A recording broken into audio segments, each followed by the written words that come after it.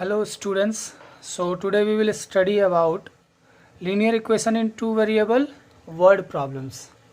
So word problem में ये I think most of the students के लिए बड़ा टफ सिचुएशन होता है ये वर्ड प्रॉब्लम को सॉल्व करना, बट एक्चुअली इट्स नॉट, क्योंकि इसका सबसे इम्पॉर्टेंट बात है अगर आप सिर्फ वर्ड्स को सॉल्व कर लें तो उसके बाद का इक्वेशन काफ़ी इजी होता है और उससे ज़्यादा टफ इक्वेशंस आप ऑलरेडी सॉल्व कर चुके हैं. So solving equation is very easy, but just you have to understand the language कि क्वेश्चन में कहना चाह क्या रहा है और उसको उसके स्टेटमेंट को हम इक्वेशन में कैसे ढालें. यही वर्ड प्रॉब्लम का मेन आप कह सकते हो कि आपके लिए डिफ़िकल्टी है, but it will be not. आप यहाँ गौर से देखें. सबसे पहला कि some terms related to word problems, तो कुछ टर्म्स हैं जिसको एकदम क्लियरली जानना है कि वो होता क्या है. जैसे अगर कहीं आपको एक्सीड्स लिखा हुआ मिला, मतलब इसका मतलब सीधा है, आप वहाँ पे समझने के क्रम में आप सीधे यही समझें वो लिखा हुआ है बड़ा है. एक्सीड्स बड़ा है. अ नंबर एक्सीड्स बाय 3, वो नंबर 3 बड़ा है. सिंपली एक्सीड्स बड़ा है. अब आपको एक और क्वेश्चन में स्टेटमेंट मिलेगा sum of squares, sum of square and square of sum. इसमें अक्सर बच्चे गलती करते हैं. तो सबसे पहले आपको जानना कैसे स्टेटमेंट कैसे बन जाएगा एक क्वेश्चन में. सम, तो सबसे पहला सम मतलब कि दो चीज़ ऐड होगा. सम ऑफ व्हाट, ऑफ स्क्वायर्स, दो नंबर के स्क्वायर का सम. क्लियर. यहाँ पे क्या है, स्क्वायर ऑफ सम. सबसे पहले क्या कर दीजिए, स्क्वायर है. स्क्वायर है किसका, तो किसी सम का, तो दो नंबर के सम का स्क्वायर है. डिमिनिश्ड कहीं लिखा हो मतलब छोटा है. A number diminished by 3, 3 number diminished by 3 है तो वो 3 छोटा हो जाएगा. फिर लिखा हुआ है डिजिट रिवर्स. ये क्वेश्चन बहुत आएगा और आप क्लास 8 से बनाते आ रहे हो कि digit reverse, digit interchange their places. तो डिजिट रिवर्स का मतलब होता है कि अगर 27 है तो वो 72 हो जाएगा. मतलब जो वंस प्लेस पे है वो टेंस प्लेस पे चला जाएगा और जो टेंस प्लेस पे है वो वंस प्लेस पे चला जाएगा. बट हमें इस नंबर को हमेशा ऐसा सोचना है कि 2 मतलब कि ये जो टेंस प्लेस पे 10 से मल्टीप्लाइड है और जो वंस प्लेस पे है वो 1 से मल्टीप्लाइड है. 72 की बात करें, अगर ये टेंस प्लेस पे है 7 तो 7 इंटू 10 और ये वंस प्लेस पे है तो 1 से मल्टीप्लाई. तो इस फॉर्म में किसी नंबर को हमको समझना है और 2 डिजिट नंबर एक्सपेंडेड फॉर्म में हमको समझ में आना चाहिए और उसी बेसिस पर हम लोग इक्वेशन बनाएंगे आगे. फिर है 5 ईयर हैंस अगर लिखा हो तो हैंस मतलब 5 साल बाद. हैंस मतलब बाद की बात कर रहा है और एगो मतलब तो आप लोग जानते ही है कि पहले. अपस्ट्रीम, अपस्ट्रीम मतलब धारा के विपरीत. अपस्ट्रीम मतलब कि मान लीजिए कोई नदी इधर से इधर बह रही है या कोई नहर या कोई नदी इधर से इधर बह रही है तो नाव जो है वो इधर से इधर की तरफ आ रहा है. अपस्ट्रीम मतलब धारा के विपरीत. धारा इधर से इधर जा रही है, नाव इधर से इधर आ रहा है. That means against stream. Down stream धारा की दिशा में. अब इधर अगर पानी बह रहा है इस दिशा में तो इधर ही नाव जाएगा साथ साथ, तो ये हो गया डाउन स्ट्रीम. या कह सकते हैं विथ स्ट्रीम, धारा की दिशा में. क्लियर. ये कुछ टर्म्स आपको देखने को मिलेंगे वर्ड प्रॉब्लम में. आगे बढ़ते हैं तो कुछ formula related to word problem. तो सबसे पहले हम लोग बात करते हैं डिजिट रिवर्स या इंटरचेंजिंग द डिजिट में. जब भी कोई क्वेश्चन ऐसा मिले तो इतना काम तो आपको शुरुआत में सबसे पहले कर देना है. ज़्यादा दिमाग लगाए बगैर इतना काम तो आपको करना ही होगा. क्या है कि मान लीजिए कि कोई 2 डिजिट नंबर है. 2 डिजिट नंबर के केस की हम लोग बात कर रहे हैं. 2 डिजिट नंबर तो एक टेंस प्लेस होगा और एक यूनिट प्लेस होगा. तो let the digit at unit place be x. कोई 2 डिजिट नंबर है, मान लीजिए 27 ही है तो यहाँ पे वंस प्लेस और ये टेंस प्लेस. तो let the digit at units place be x और टेंस प्लेस पे मान लेते हैं y है। x और y क्या माने हम लोग, यूनिट प्लेस का डिजिट और टेंस प्लेस का डिजिट। नंबर क्या होगा, अगर ये 27 है तो जो टेंस प्लेस पे उसको 10 से मल्टीप्लाई करते हैं और जो यूनिट्स प्लेस पे उसको 1 से। टेंस प्लेस पे क्या है y, तो 10 into y plus 1 into x, तो नंबर हो जाएगा आपका 10y प्लस एक्स। वही अगर number after changing its place और डिजिट रिवर्स, अगर डिजिट इंटरचेंज कर देते हैं तो टेंस प्लेस पे x आ जाएगा और यूनिट्स प्लेस पे y आ जाएगा, 10x प्लस वाई। इतना काम तो आपको सभी क्वेश्चन में कर लेना है। इसके बाद आपको क्वेश्चन के अकॉर्डिंग चलना है। ये एक पहला स्टेप हुआ इस तरह के क्वेश्चन सॉल्व करने का कि नंबर क्या होगा। यूनिट प्लेस पे हम अगर x मानते हैं, टेंस प्लेस पे अगर y मानते हैं तो नंबर क्या होगा, और अगर डिजिट रिवर्स हो जाए तो नंबर क्या होगा in the term of x y. अब इसके बाद क्वेश्चन के अकॉर्डिंग चलना है, राइट। नाउ सिंपल इंटरेस्ट का फॉर्मूला आप सभी जानते हैं, principal into rate into time by 100 होगा, और अमाउंट मतलब प्रिंसिपल प्लस सिंपल इंटरेस्ट। इस पे भी क्वेश्चंस आते हैं। और नेक्स्ट टाइम एंड डिस्टेंस पे जो हम लोग बातें करते हैं, speed is equals to distance by time, speed is equals to distance by time. ये सब बहुत ही नॉर्मल फार्मूला है आपके लिए। इसी से डिराइव करके अगर हम लोग टाइम का निकालें कि टाइम इज इक्वल्स टू क्या हो जाएगा, डिस्टेंस बाय स्पीड। टाइम यहाँ आ जाएगा तो स्पीड यहाँ आ जाएगा, तो time is equals to distance by speed. और ये फार्मूला सबसे ज़्यादा यूज होने जा रहा है इस वर्ड प्रॉब्लम में। मतलब टाइम एंड डिस्टेंस के जितने भी क्वेश्चंस होंगे उसमें टाइम के बेसिस पर ही most of the question solve होते हैं। तो आपको ये फार्मूला एकदम जहन में रहना चाहिए कि time is equals to distance by speed. अब जैसे कि अप स्ट्रीम और डाउन स्ट्रीम की भी हम लोग बात किए थे। Up stream speed of boat, अगर कोई बोट अप स्ट्रीम जा रहा है, मतलब अगर कोई नदी इधर से इधर बह रही है तो नाव किधर जा रहा है, इस तरफ जा रहा है अप स्ट्रीम, तो वहाँ पे क्या होगा, speed of boat minus speed of stream. मान लीजिए कि अगर आपने स्पीड ऑफ बोट को x माना है और स्पीड ऑफ स्ट्रीम को y माना है, तो बोट का स्पीड अप स्ट्रीम में क्या हो जाएगा, x माइनस वाई। मतलब जो आपका बोट का स्पीड है वो घटेगा ना, किसके वजह से, स्ट्रीम के स्पीड की वजह से घटेगा। तो up stream speed of boat, धारा के विपरीत बोट की जाने की जो स्पीड होगी वो क्या होगा, speed of boat minus speed of stream. Stream जो अपना उस पर फोर्स लगाएगा उसके वजह से उसका जो स्पीड कम होगा, तो x minus Y.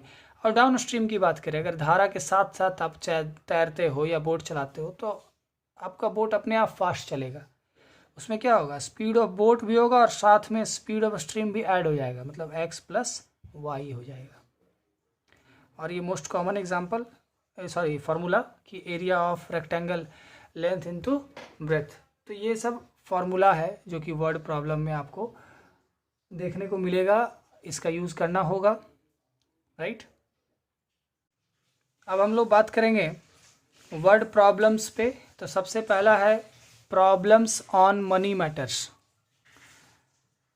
Money, cost, ये सब को लेकर जो क्वेश्चंस होते हैं उस पर हम ध्यान देते हैं। एक एक करके इस तरह के क्वेश्चंस को हम लोग सॉल्व करेंगे, ध्यान दीजिएगा। अगर क्वेश्चन दिया हुआ, स्टेटमेंट को बहुत ध्यान से पढ़ना है।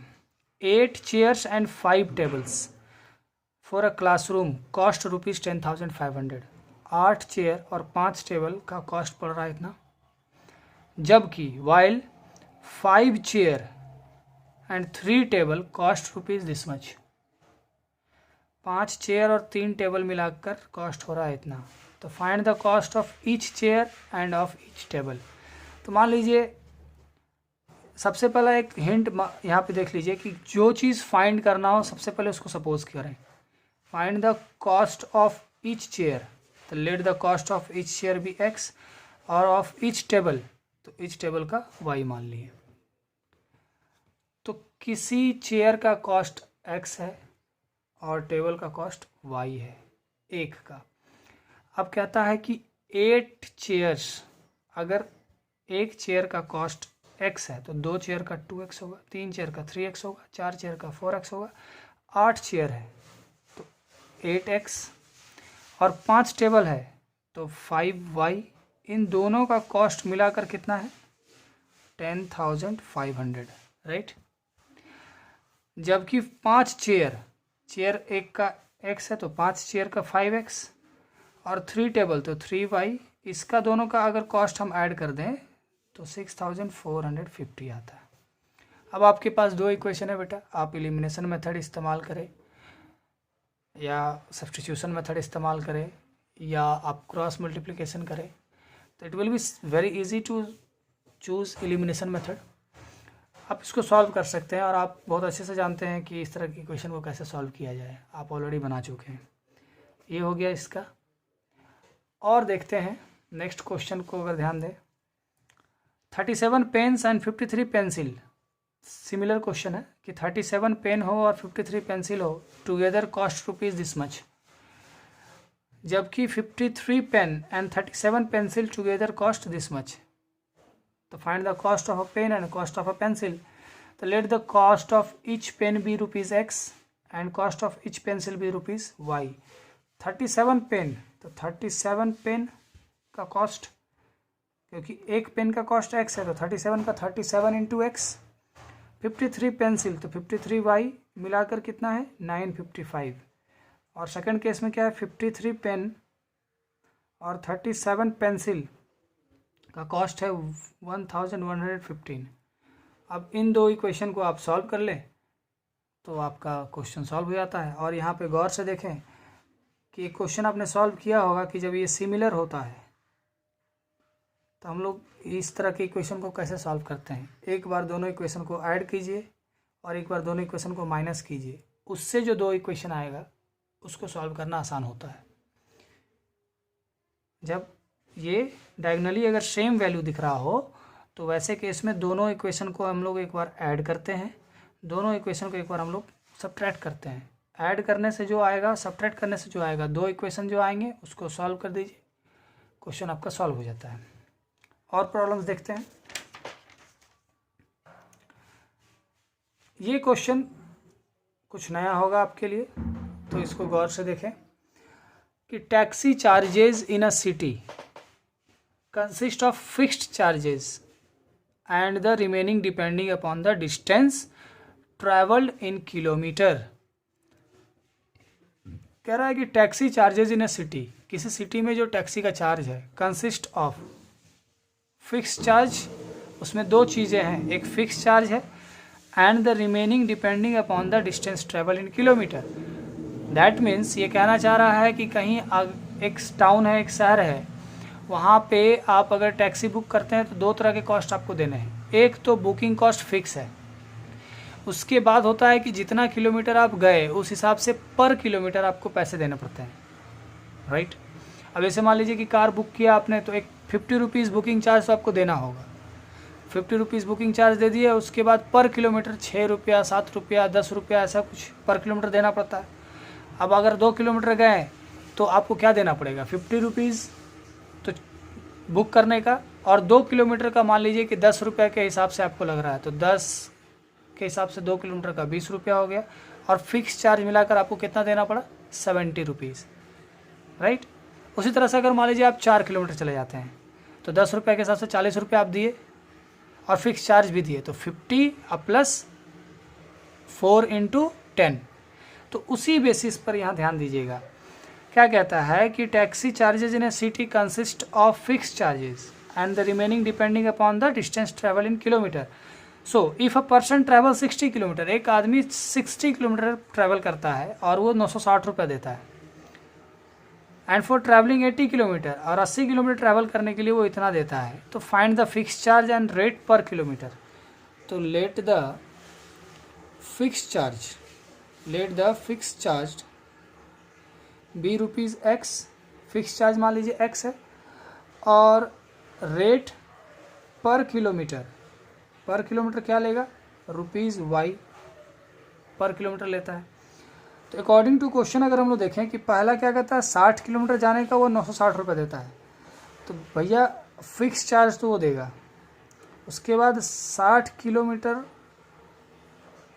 हर एक किलोमीटर का वाई रुपया है, तो 60 किलोमीटर का 60 वाई इज इक्वल्स टू उसने दिया 960 960 रुपीज़।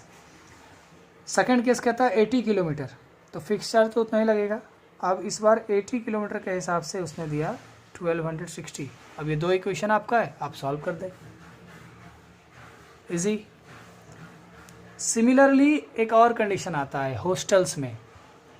जैसे आप जब हॉस्टल में रहने जाएंगे तो hostel consist of two things, fooding and lodging.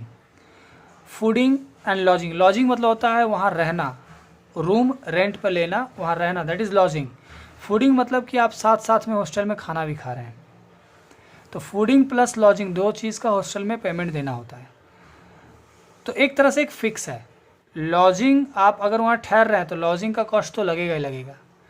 और अगर कहते हैं ना हॉस्टल अगर थोड़ा अच्छा हो, मोरल अगर उसका ऊंचा हो, बाकी लोग तो ऐसा करते नहीं, अगर मोरल ऊंचा हो तो उसने आपको ऑप्शन देना है कि लॉजिंग का भैया आपको कॉस्ट लगेगा ही लगेगा, लेकिन खाने का ऐसा है कि अगर आप जितने दिन रहिएगा और मतलब यहाँ रह के जब आप खाइएगा तो जितने दिन आप खाते हैं उसका सिर्फ पैसा लगेगा, रहने का तो लग ही रहा है। आपका सामान उस हॉस्टल में पड़ा हुआ है किसी रूम में, उसका फिक्स चार्ज लगना ही लगना है।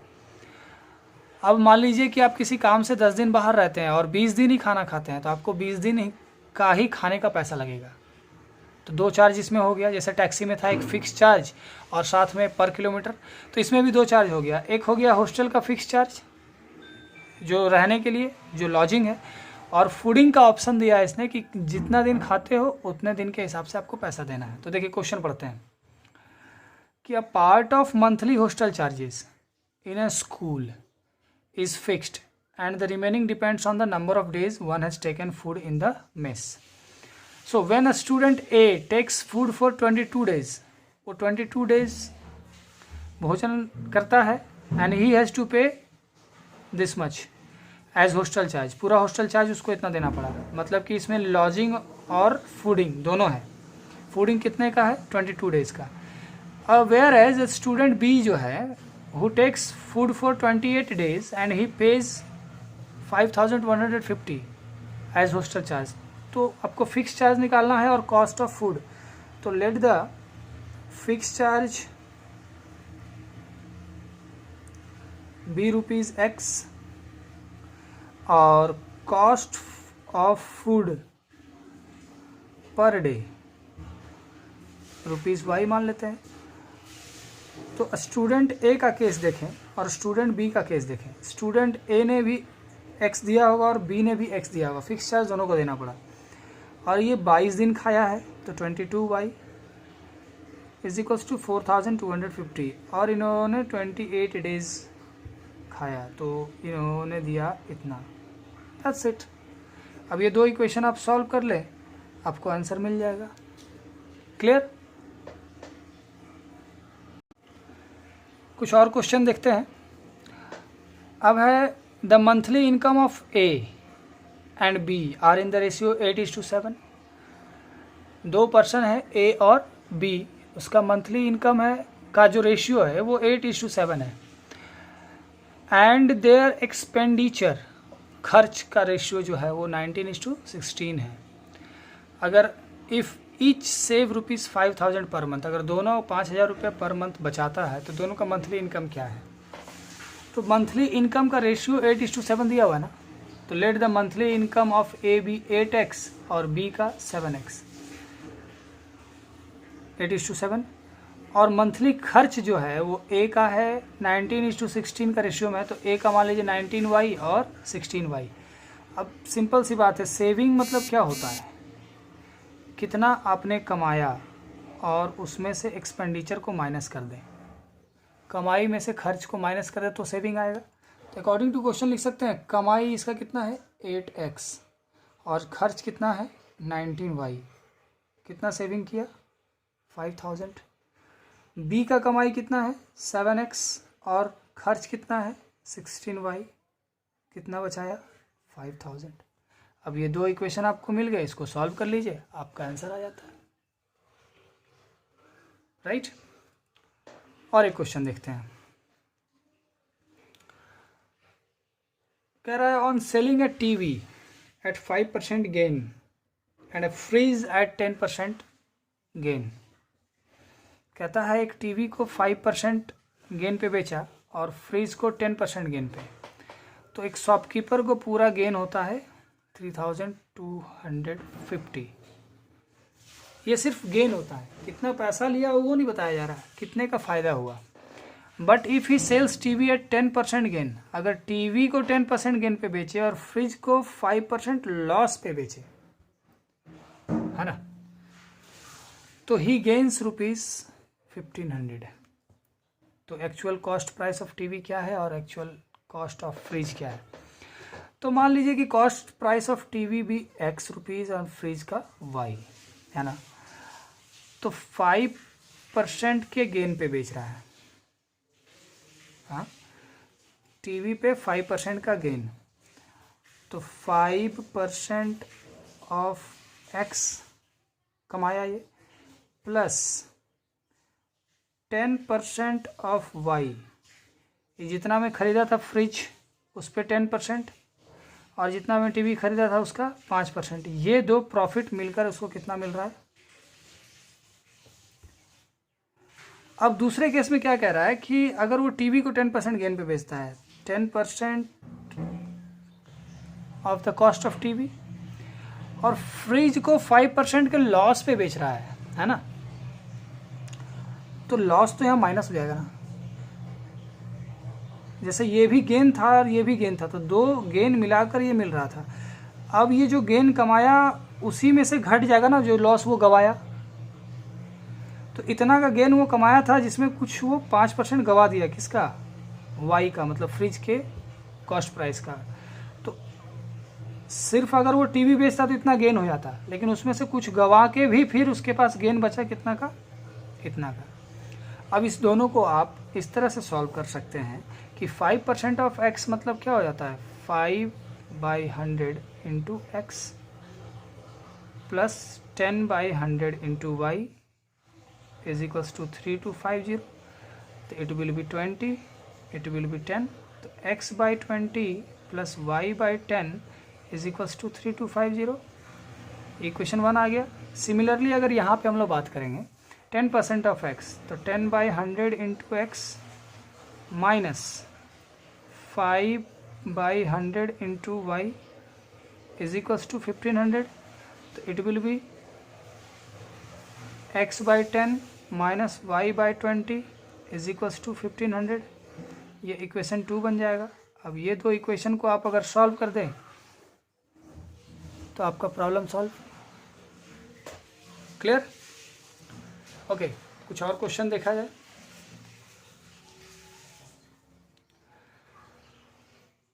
अब ये सिंपल इंटरेस्ट से रिलेटेड क्वेश्चन है, तो इसको ध्यान दीजिएगा। कहता है a man invested an amount, किसी अमाउंट को इन्वेस्ट किया 12% per annum, an amount at 12% per annum simple interest, and another amount at 10% per annum simple interest. मतलब कि मैन, कोई आदमी जो है दो अमाउंट इन्वेस्ट कर रहा है, an amount at 12% per annum और दूसरा another amount at 10% per annum.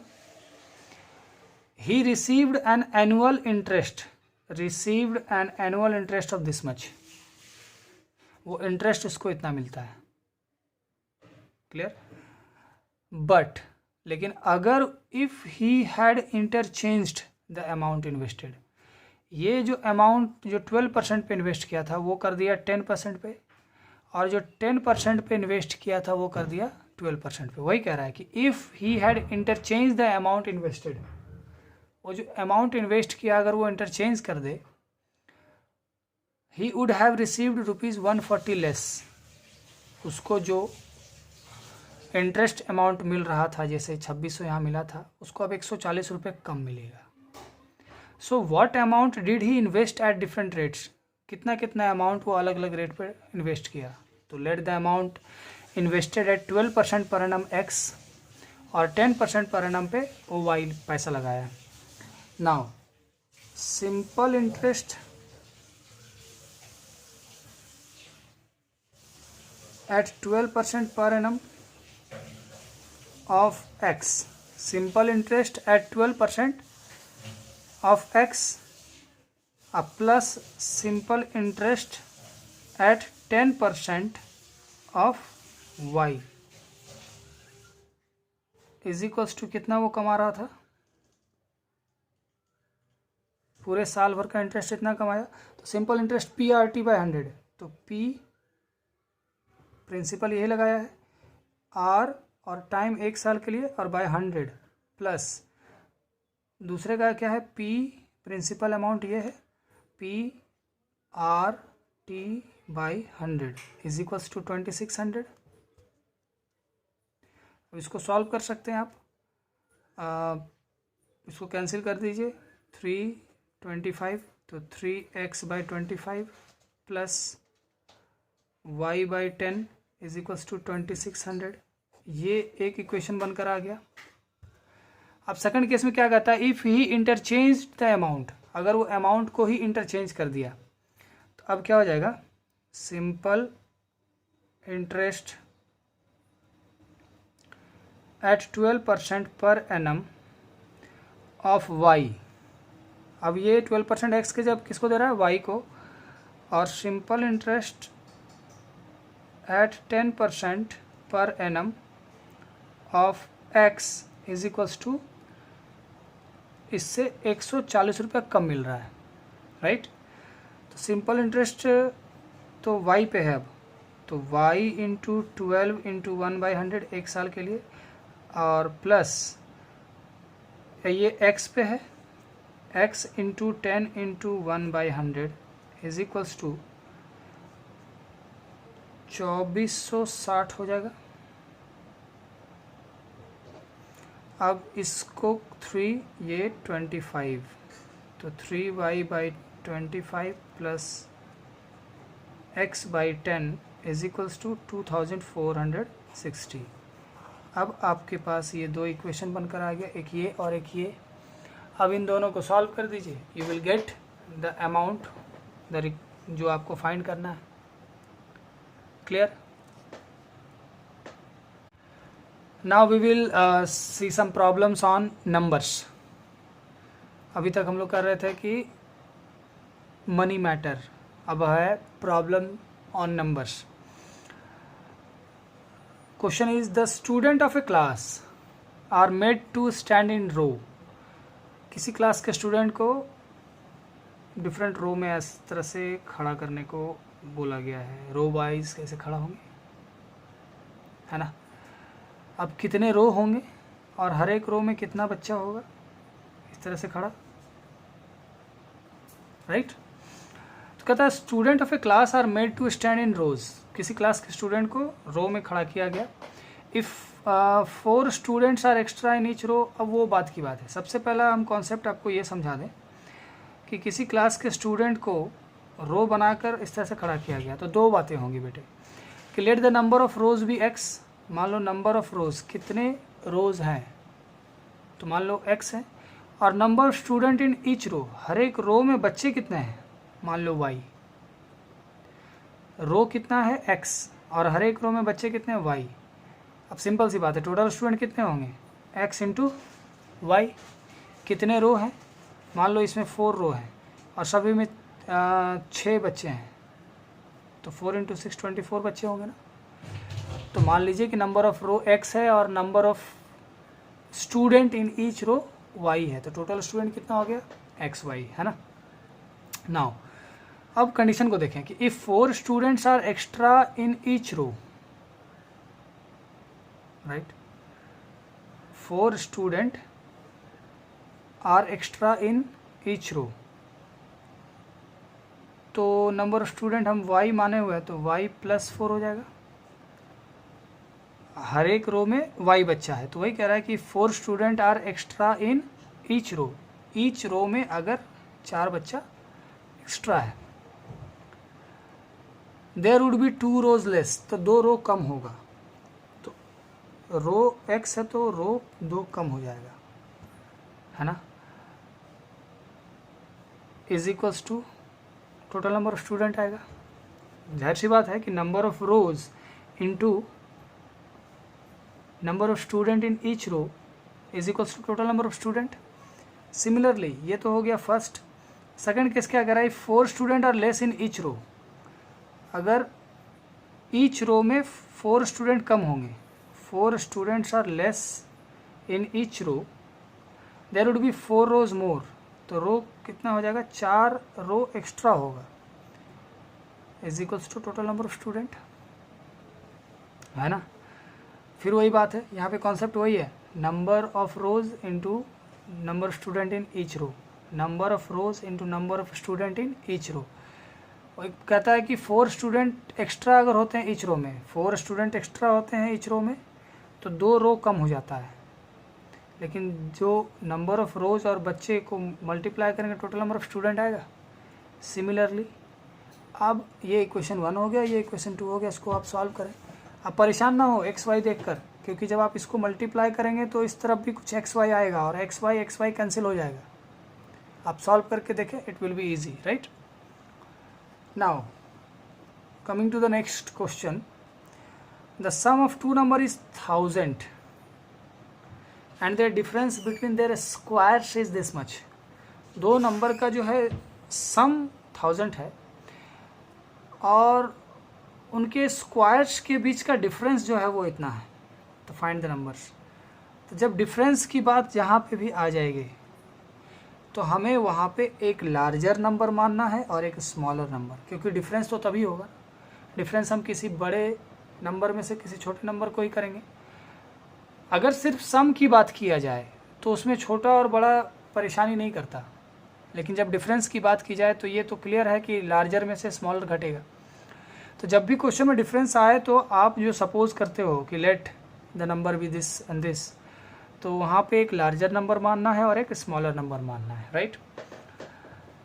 So now according to question, sum of 2 numbers, the sum of 2 number is 1000 and difference between their squares, difference between their squares, दोनों के square के बीच का difference, x square minus y square क्यों लिखा हमने, क्योंकि larger number हमने एक्स माना है, तो लार्जर का स्क्वायर माइनस स्मॉलर का square is equals to 25600, right.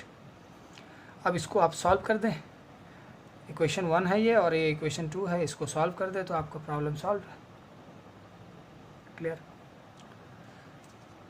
अब इसको सॉल्व कैसे कर सकते हैं, जैसे इसको एक स्टेप में बता सकता हूँ कि x square minus y square है तो एक्स प्लस वाई और एक्स माइनस वाई लिख सकते हैं, is equals to 25600। You have the value x plus y का वैल्यू है ना, तो यहाँ पे अगर हम 1000 पुट कर दें और x माइनस वाई कर दें इज इक्वल्स टू 25600, तो ये क्या हो जाएगा, 1000x minus 1000y is equals to 25600।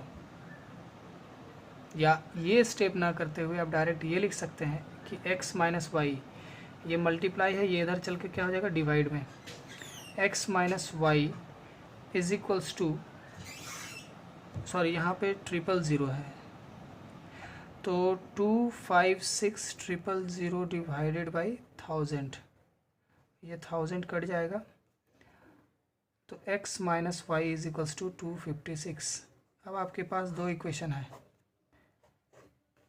x plus y is equals to 1000 और x minus y is equals to 256।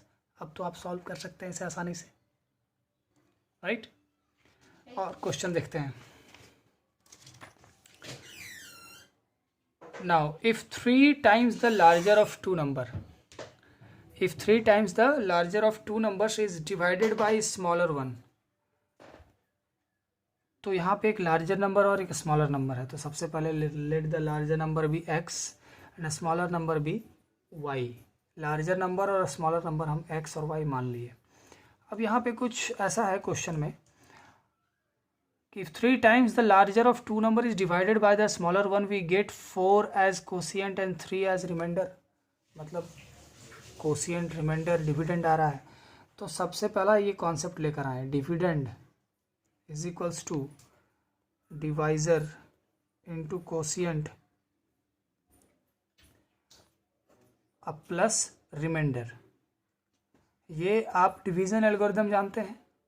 Suppose यहाँ 34 लिखा हुआ है और मैं इसे 8 से डिवाइड करूँ, 8 4 जा 32 2, अब मैं आपको ये एग्जांपल इसलिए दिया, this is dividend, this is dividend, this is divisor, this is quotient and this is remainder, right. तो अब हम लोग अकॉर्डिंग टू क्वेश्चन चला जाए और ये फॉर्मूला को मेंटेन करते हुए क्या कहता है, if 3 times the larger, 3 times the larger is divided by 34 is divided by, तो 34 क्या डिविडेंड ना, तो 3x क्या होगा dividend. 3 times the larger of 2 number is divided by, तो इसको डिवाइड किया जा रहा है, तो this is dividend is divided by smaller one, divisor कौन है smaller one, we get 4 as quotient, 4 as quotient and 3 as remainder, so this will be 3x is equals to 4y plus 3, 3x minus 4y is equals to 3, this is first equation, आसान हुआ।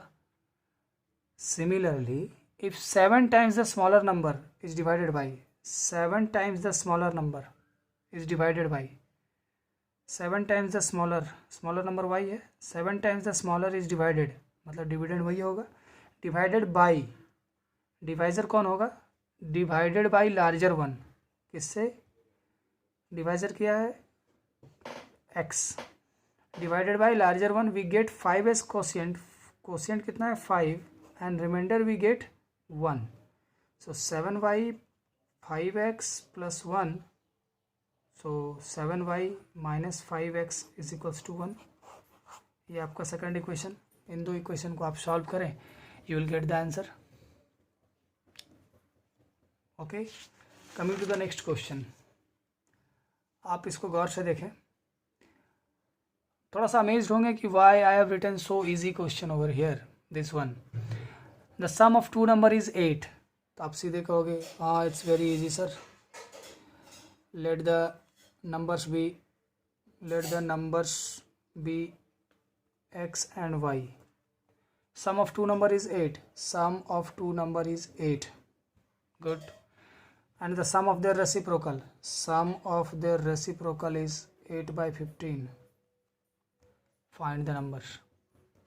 एक equation ये है आपके पास, एक equation ये है, it's very easy to find, right, but the problem is the second one, the difference of 2 number is 4, I have told you earlier also that difference, जब difference की बात आए तो you have to mention let the larger number be x, and a smaller number be y, the difference of 2 number, तो larger में से smaller को घटाएंगे it will be 4, difference of 2 number is 4, first equation बन गया। अब कह रहा है and the difference of the reciprocal, उसके रेसिप्रोकल का डिफरेंस 4/21 है, तो अगर आप ऐसा करते हैं कि 1/x और 1/y दोनों का रेसिप्रोकल का डिफरेंस आप अगर लिखते हैं इतना, इसको सेकंड इक्वेशन मान देते हैं, तो it will be totally wrong, ये आपका रॉन्ग हो जाएगा। क्यों हो जाएगा, सपोज कीजिए कि 8 है और 4 है, लार्जर नंबर 8 है, स्मॉलर नंबर 4 है, 8 - 4 is equals to 4, it's very nice. अब अगर हम इसका जैसे रेसिप्रोकल करेंगे तो 1/8 हो जाएगा और ये 1/4 होगा। टेल मी नाउ दैट कौन बड़ा है,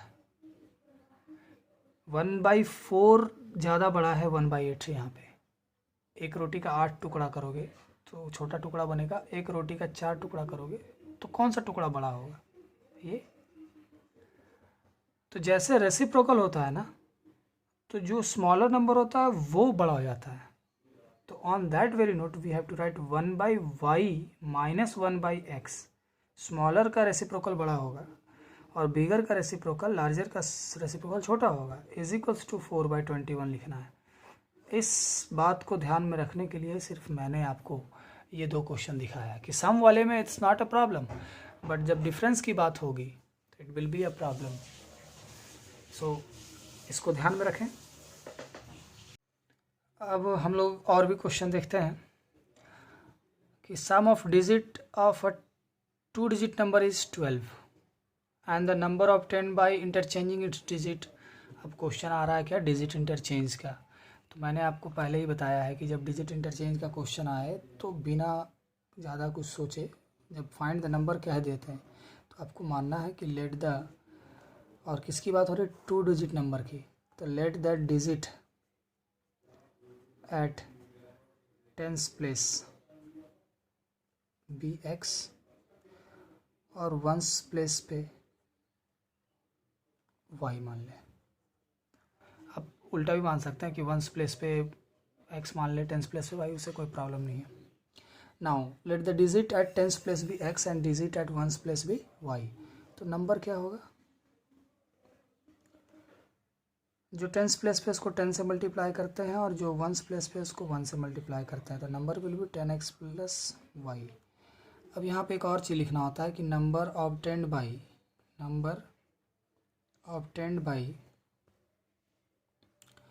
interchanging the digit, number obtained by interchanging the digit. जब डिजिट इंटरचेंज हो जाएगा तो नंबर क्या हो जाएगा, 10 इंटू एक्स ना होकर 10 इंटू वाई होगा और 1 इंटू वाई ना होकर 1 इंटू एक्स होगा, तो 10y प्लस एक्स हो जाएगा। इतना काम आपको सभी में करना है। अब इसके बाद क्या करना है, अकॉर्डिंग टू क्वेश्चन क्या कह रहा है कि sum of digits of 2 digit number is 12। तो दोनों डिजिट का जो सम है वो 12 है। एक इक्वेशन मिल गया आपको। The number obtained by interchanging its digit exceeds the given number by 18. The number obtained by interchanging its digit, digit interchange करने से जो नंबर मिला, डिजिट इंटरचेंज करने से जो नंबर मिला, एक्सीड्स मतलब बड़ा है, ये बड़ा है द गिवन नंबर से, गिवन नंबर से बड़ा है कितना, 18। तो गिवन नंबर को अगर हम इसमें घटा दें तो 18 आएगा। गिवन नंबर से ये 18 बड़ा है तो this minus this equals to 18 आएगा। तो 10y plus x minus 10x minus y is equals to 18। So this will be 9y minus 9x is equals to 18। तो y minus x is equals to 2। ये 9 common ले लेंगे, 9 इधर आएगा तो 2 हो जाएगा। तो ये इक्वेशन नंबर 2 हो गया। x plus y is equals to 12 और y minus x is equals to 2। ये दो इक्वेशन है, आप इसको सॉल्व कर लें। या फिर इसको आप ऐसे भी लिख सकते हैं कि minus x plus y is equals to 2 लिख सकते हैं। Minus x plus y is equals to 2। अब इसको सॉल्व करना आसान है। क्लियर। चलिए सिमिलरली एक और क्वेश्चन है कि द सम ऑफ सिमिलरली एक और क्वेश्चन है, sum of a 2 digit number and the number obtained by reversing the order is this much. If the digits differ by 3 find the number. मैंने कहा था सेम काम आपको फिर से करना है, इतना काम आपने फिर से करना है। मैं इसको यहाँ कैरी कर लेता हूँ, सारा कहानी मैं वही लिखा हूँ, है ना। अब क्या को अकॉर्डिंग टू क्वेश्चन क्या कहता है इसके बाद, सम ऑफ अब इस सम की तरफ दो चीज़ होंगे। Sum of 2 digit number, 2 digit number कितना है, ये है sum of 2 digit number and the number obtained by reversing the order, number obtained by reversing the order. अब आप क्लियर है, sum of 2 digit number and the number obtained by reversing the digit is 99। एक equation यहाँ से बनेगा 10x plus y plus 10y plus x is equals to 99। तो यहाँ से बन जाएगा 10x plus x 11x plus 11y is equals to 99। तो x plus y is equals to 9 आएगा। एक इक्वेशन यहाँ हो गया। कहता if the digits differ by 3, दोनों डिजिट जो है एक x है और एक y है, दोनों के बीच का डिफरेंस है 3। तो x minus y is equals to 3 कर ले। Second equation, first equation second equation solve, easy. Okay, कोई और क्वेश्चन देखते हैं, ध्यान दीजिएगा इसमें, ये थोड़ा एक्सेप्शनल है, हल्का सा अलग, इसलिए मैंने इसको पहले सॉल्व किया हुआ है, आप इसको गौर से देखेंगे। कहता है a 2 digit number is 4 times the sum of its digit and twice the product of its digit, कुछ भी लिखा हो। सबसे पहला यहाँ गौर से देखें कि 2 डिजिट नंबर की बात कर रहा है, तो 10s प्लेस पे x, 1s प्लेस पे y, number 10x plus y, यहाँ तक तो आप सभी जानते हैं। अब सम ऑफ डिजिट क्या होगा, x प्लस वाई, और प्रोडक्ट ऑफ डिजिट क्या होगा, एक्स वाई। ये थोड़ा अलग क्यों है, क्योंकि इसमें इंटरचेंज की बात नहीं किया है। अब आप क्वेश्चन को पढ़ें कि a 2 digit number is, the 2 digit number is, यही है ना 2 digit number, 2 digit number is 4 times the sum of its digit, 4 times the sum of its digit, वही लिख दिए। 2 digit number is 4 times sum of its digit, 10x plus y, 4 into x 4x, 4y, x y को एक जगह करें, 10x minus 4x 6x, y minus 4y minus 3y, तो यहाँ से 2x minus y equals to 0, that is 2x is equals to y आया। Second क्या कहता है, 2 digit number is 4 times the sum of its digit and twice the product of its digit, वही number किसके बराबर है, twice the product of its digit, तो 10x plus y equals to 2 into x y, product क्या है x y, product of digits. तो अभी हम लोग यहाँ y is equals to 2x निकाले थे, उसी वैल्यू को यहाँ पुट किया जाएगा, 10x प्लस वाई के जगह पे 2x, और 2x और फिर y के जगह पे 2x,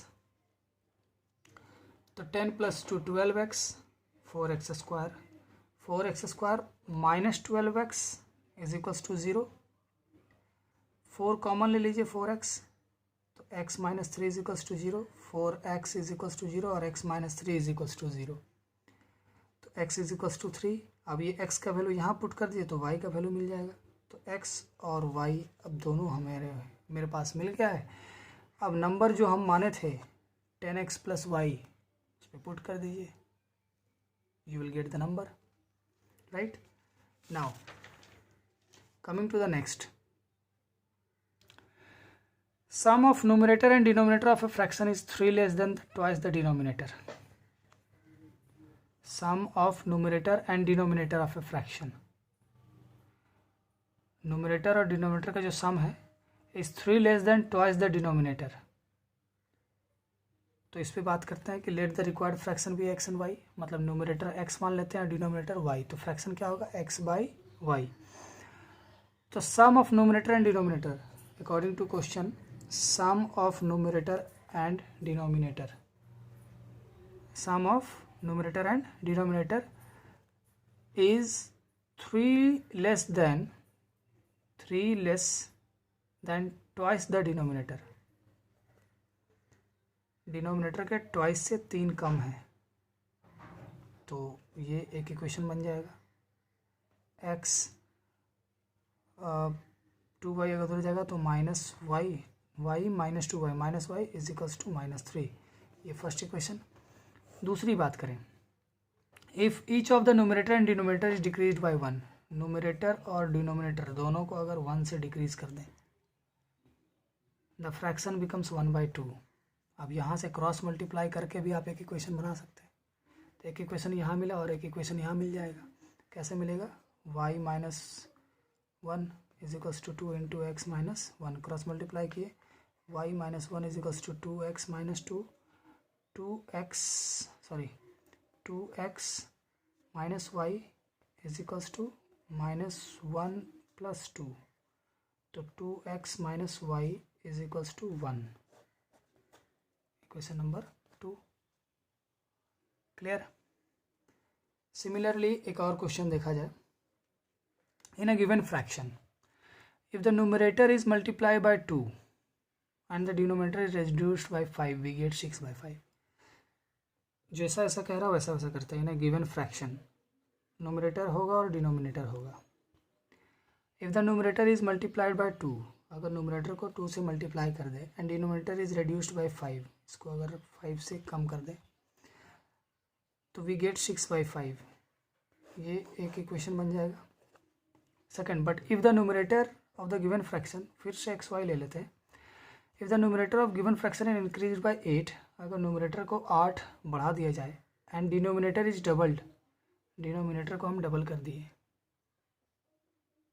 वी गेट 2/5। ये सेकंड इक्वेशन बन जाएगा इससे क्रॉस मल्टीप्लाई करके एक्स और वाई के टर्म में। तो इस तरह से आपको प्रॉब्लम्स ऑन नंबर को सॉल्व करना है।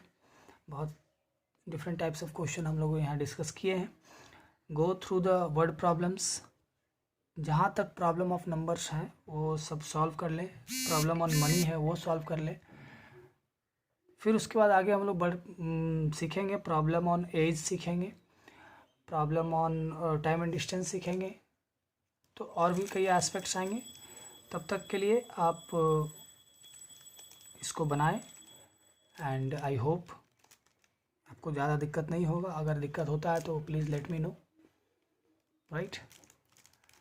सो take care, be safe and solve your problems, right.